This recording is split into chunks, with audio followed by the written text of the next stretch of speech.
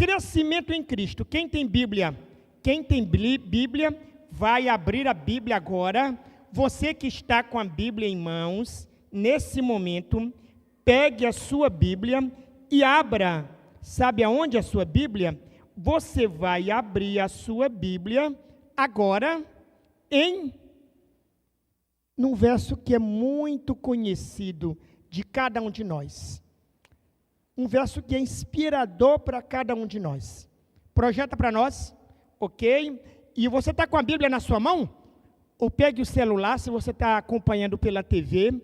Vamos para a nossa primeira passagem da nossa reflexão. Está em Romanos 7:19.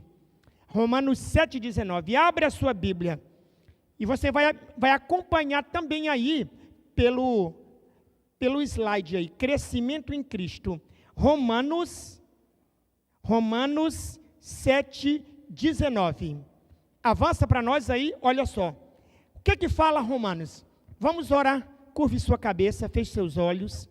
Pai amado, tua palavra está aberta, que ela fale aos nossos corações. Que ela nos encha com teu poder, Senhor. E nos dê força para avançar ao teu lado. Nós suplicamos em Jesus. Amém. Muito bem. Romanos 7:19 fala assim: pois não faço o bem que quero. Eu não faço o bem que quero, mas o mal que não quero, esse eu pratico. Paulo aqui em Romanos falando para nós o seguinte: o bem que eu quero fazer, eu não consigo fazer, mas o mal que eu não consigo fazer, esse eu faço. Está no meu DNA, está na minha carne, está no meu sangue, está nas minhas entranhas. E eu trouxe outro verso para você hoje também. Gálatas 2:20. Olha só o que fala para nós. Gálatas 2:20. Muito bem. Está ligado aqui o passador? Muito bem, vamos lá. Deixa eu ver aqui.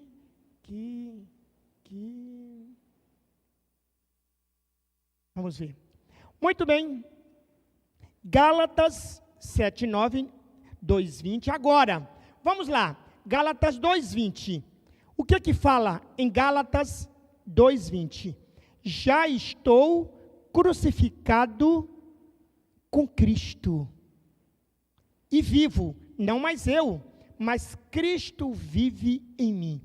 E a vida que agora vivo na carne, vivo-a na fé do Filho de Deus, o qual me amou e se entregou a si mesmo por mim. Então, o que Paulo está dizendo?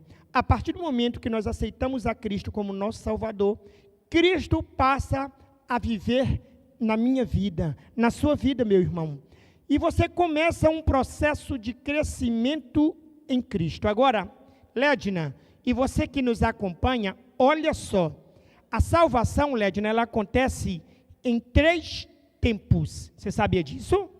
Olha lá. Salvação, ela acontece em 3 tempos. Lá no passado, quando nós aceitamos a Cristo, é o primeiro tempo, é a primeira etapa, é o primeiro momento. Esse momento chama-se justificação. Eu aceito a Cristo e Ele coloca a sua graça sobre mim e me cobre, e eu sou justificado em Cristo. É a primeira etapa.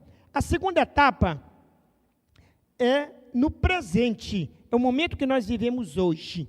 É o dia a dia, cada novo dia nós vamos avançando nesse crescimento em Cristo diário. Nós chamamos de santificação. Até Cristo voltar, nós estamos em crescimento em Cristo, passando por essa etapa, por esse processo chamado santificação, ou também é conhecido como purificação. Mas tem a última etapa, o último momento, o último tempo da salvação em nossa vida. Quando Cristo voltar, nós seremos glorificados. É a glorificação que vai acontecer em nossa vida. Está passando aí para o pessoal os slides? Olha aí, ó, salvação em 3 tempos. Vamos avançar agora. Agora, a salvação em 3 tempos, olha aí, ela acontece também. Eu coloquei uma imagem aí para vocês, essa imagem aí. Olha só essa imagem da salvação em 3 tempos. Tem uma imagem bem bacana. Eu coloquei, ó, a primeira imagem, a graça de Cristo nos cobrindo. Nós vivendo em santificação dia a dia. E por último, a glorificação na eternidade. Mas eu quero mostrar para você também agora, avançando, o que é a justificação mais detalhadamente. O que é a justificação mais detalhadamente? A ideia principal da justificação é: fomos salvos da penalidade do pecado. Quando nós somos tocados pelo Espírito Santo e nós somos justificados, nós somos salvos da penalidade do pecado. E qual é a penalidade do pecado? A penalidade do pecado é: o salário do pecado é a morte. É isso. Quando nós somos justificados, nós não temos mais no nosso futuro a penalidade da morte eterna, mas nós aceitamos a Cristo e o que nós passamos a ver no nosso horizonte é a salvação eterna, é viver eternamente. Isso é justificação, salvos da penalidade do pecado. Anote isso aí, meu irmão. A justificação é isso, a primeira etapa do processo de salvação. Somos salvos da presença da penalidade do pecado, da morte. A outra etapa, que é a santificação ou purificação, o que acontece conosco? Nessa outra etapa, nesse processo de santificação. O que acontece conosco? Estamos sendo salvos do poder do pecado. Olha só, olha que coisa. Cada dia, cada manhã, cada tarde, cada noite, nós estamos sendo salvos do poder do pecado na nossa vida. Quando nós andamos com Cristo, o pecado não tem poder sobre nós. Isso que é a santificação. Isso que é viver cada dia ao lado de Jesus. E a última etapa, a glorificação. Sabe o que acontece nesse momento? O que é que vai acontecer nesse momento? Nós seremos salvos definitivamente da presença do pecado em nossa vida. Por quê? Sabe por quê? Aqueles que morreram em Cristo irão ressuscitar. E quando ressuscitarem para encontrar Jesus nas nuvens do céu, vão ressuscitar perfeitos, incorruptíveis, santos agora, jovens, lindos, perfeitos, mas sem a presença do pecado em nossa vida. Nós seremos salvos no momento da glorificação, da presença do pecado. Aqueles que morreram irão ressuscitar incorruptíveis. Não terá mais tendência pecaminosa no seu DNA.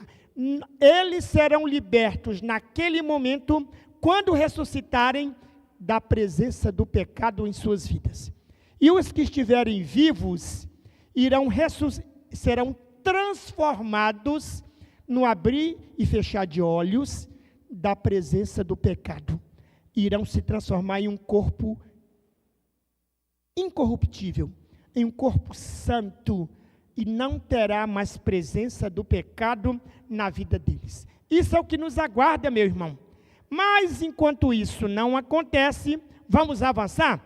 Leadina, olha só o que é que acontece no crescimento cristão, na vida do cristão, cada dia, dia a dia. O que acontece? Olha lá. Nós temos dentro de nós, meu irmão e minha irmã, você que nos acompanha, nós temos duas naturezas, a natureza superior e a natureza inferior. A natureza superior é a natureza que tem o quê? A natureza superior dentro de nós. A natureza superior é onde tem a razão, é onde tem aquilo que nos aproxima do nosso maravilhoso Deus. É onde o Espírito Santo pode agir em nossa vida. Tem a razão e tem as decisões que nós tomamos, guiados e conduzidos pelo Espírito Santo. Na natureza superior, é ali que o Espírito Santo age, quando nós temos comunhão diária com Ele. E na natureza inferior, é onde tem ali os apetites e o quê? E os desejos. É ali o lado carnal, é aquele lado pecador que está no nosso DNA, que nós temos vontade de fazer todas as coisas que não agradam a Deus. Então nós temos a natureza superior e a natureza inferior. Agora analise uma coisa, olha só. Tem uma linha aí, linha da comunhão diária com Deus. Essa é a linha da comunhão diária com Deus.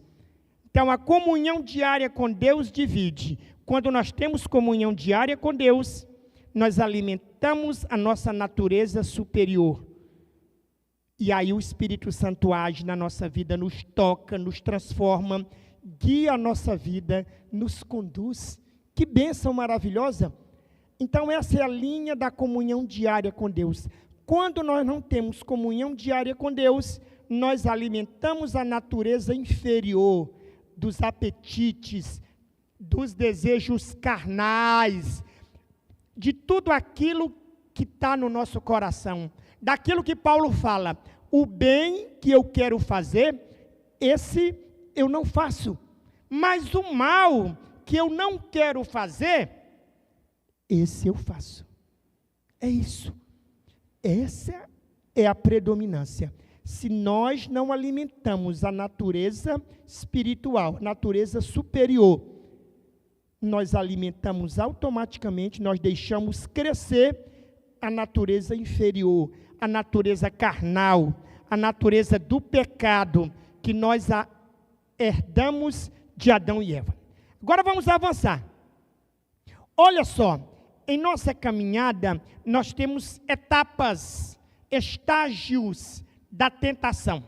Olha lá, quero que você veja. Eu vou mostrar para vocês as etapas da tentação. Primeira etapa, da atenção. Nós olhamos e aquilo chama a nossa atenção. Segunda etapa, consideração. Segundo estágio, eu considero, eu analiso, eu vejo o que é bom, eu vejo o que é possível, é a consideração. E aí tem a etapa dos desejos. E aí o desejo, tem dois tipos de desejos. Olha só, tem aquele desejo que é rápido, que surge de momento ali, é instantâneo, às vezes vem por impulso, mas tem aquele desejo, que é aquele desejo acariciado, daquele pecado que eu alimento, que eu gosto, que me dá prazer, daquilo que não agrada a Deus, que eu estou lutando contra aquilo durante muito tempo. E aí esse desejo, ele pode ser instantâneo, surge rapidamente, ou ele pode ser aquele desejo acariciado. E aí tem aquele pensamento, eu não posso impedir, está vendo ali, pássaros, eu não posso impedir que os desejos surjam na minha mente.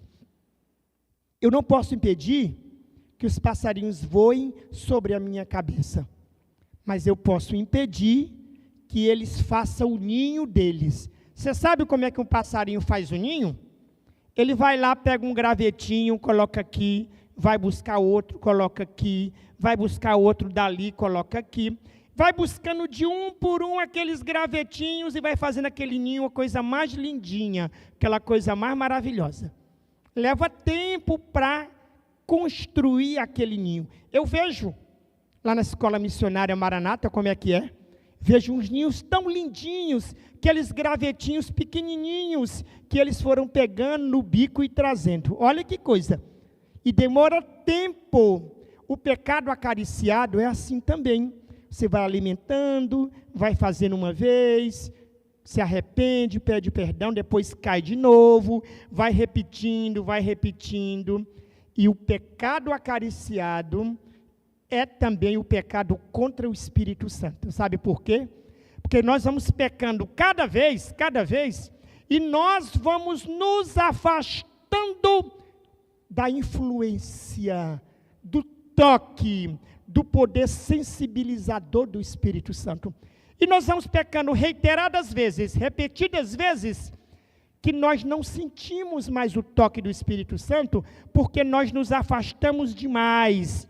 Nós estamos pecando de maneira compulsiva, de maneira repetida. É por isso, esse é o pecado contra o Espírito Santo, porque você se afastou tanto e você não consegue mais ouvir os apelos do Espírito Santo. E aí, você tem o desejo, pode ser instantâneo ou acariciado, mas você tem você planeja para agir e, por último, a ação. Você vai lá e pratica, você concretiza aquele pecado e aquele às vezes se transforma em um vício. Pode ser um vício em drogas, um vício em álcool, um vício em prostituição, um vício em pornografia. Tudo isso vai se tornando um vício e você se torna escravo do diabo, de Satanás. E depois, para romper as correntes do diabo, de Satanás, não é fácil, somente pelo poder de Deus. Esse poder que é transformador, que é libertador. Jesus expulsou demônios, curou, Ele restaurou, em nome de Jesus. E Ele deixou para os discípulos e para nós também poder para expulsar demônios, para curar, para fazer milagres. Basta que nós tenhamos fé, comunhão com Deus, nós teremos o mesmo poder que os discípulos tiveram quando estavam em crescimento em Cristo, andando com Ele. Muito bem, quero avançar agora. E aí, agora, quais são então os 5 combustíveis espirituais para ter crescimento em Cristo diário, hein? Quais são os 5 combustíveis espirituais? Será que durante essa semana você usou esses combustíveis? Você alimentou, você colocou no seu tanque espiritual esses combustíveis? Vamos lá? Os 5 combustíveis. Primeiro combustível, o Espírito Santo. Ele é um combustível poderoso. E eu trouxe 2 perguntas aqui. Qual é o papel do Espírito Santo? Qual o papel que o Espírito Santo tem desempenhado em sua vida? Ele tem guiado, tem conduzido a sua vida? E a outra pergunta, como tem sido sua experiência com o Espírito Santo? Como tem sido, meu irmão? É Ele que guia, é Ele que conduz, é Ele que restaura, é Ele que transforma. Essa é a ação mais maravilhosa do Espírito Santo em nossa vida. Nos transformar, nos moldar a nossa índole, o nosso caráter. O primeiro combustível é o Espírito Santo. E cada manhã nós devemos clamar pelo Espírito Santo, pelo batismo diário do Espírito Santo. Segundo combustível, oração. Eita, e eu trouxe 2 perguntas para você verificar se você está colocando esse combustível na sua vida. Primeiro, você acredita realmente no poder da oração? Você acredita? Qual é o sentido da oração em sua vida? Você tem orado por você tem intercedido pelas pessoas. Essa semana passada nós colocamos o contato aí. Muitas pessoas entraram em contato comigo, pedindo oração, e durante a semana, eu coloquei na minha lista de oração, Lédina, 50 pessoas, dos que entraram em contato comigo, e eu coloquei o nome da pessoa e o propósito da oração, fiz uma lista, E mandei para a pessoa, Lédina, dizendo, coloquei você na minha lista de oração. Ei, Wendel, coloca o nosso número aí, o número novamente, aquele número do WhatsApp. Mas eu não cheguei no final da lista, eu coloquei por enquanto 50, mas tem muitos outros ainda, que eu estou pegando devagarinho, estou olhando, estou lendo e estou colocando na minha lista de oração. Mas o segundo combustível é a oração. Terceiro combustível, olha só, sobre a prática da oração, tem um pensamento aí que fala o seguinte, olha só, olha o pensamento. Cultivai o hábito de falar com o Salvador quando sós, quando estás caminhando e quando ocupados com os trabalhos diários.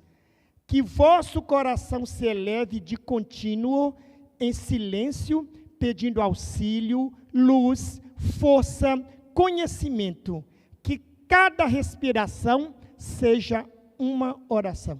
Está no livro Ciência do Bom Viver, na página 510 e 511. Esse é o segundo combustível poderoso aí.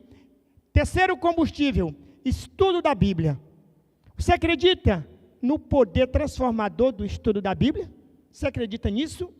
E como tem sido o seu estudo da Bíblia? Como tem sido o seu estudo diário? Ela tem exercido esse poder na sua vida? Esse é o terceiro combustível. Vamos para o quarto combustível. Altar da família no lar, o culto familiar, o culto doméstico, o culto diário. Como você tem exercido o culto em família? É a primeira pergunta que eu quero fazer para você. E a segunda, o que tem impedido um melhor aproveitamento do culto em família? Será que tem alguma coisa que tem impedido o culto em família? Vamos pensar nisso, meus irmãos. E nós podemos melhorar muito em relação a isso. E por último, eu quero fechar aqui, e por último, que é o seguinte, adoração em família no templo, adorar a Deus na igreja. Você tem ido à igreja adorar o Senhor? Tem permitido que o Espírito Santo fale o seu coração? Então, o crescimento em Cristo, ele envolve exatamente isso, meu irmão. Cada dia se colocando aos pés do Salvador para ter poder para vencer. E aí eu pergunto, não é? Você tem utilizado tudo isso em sua vida?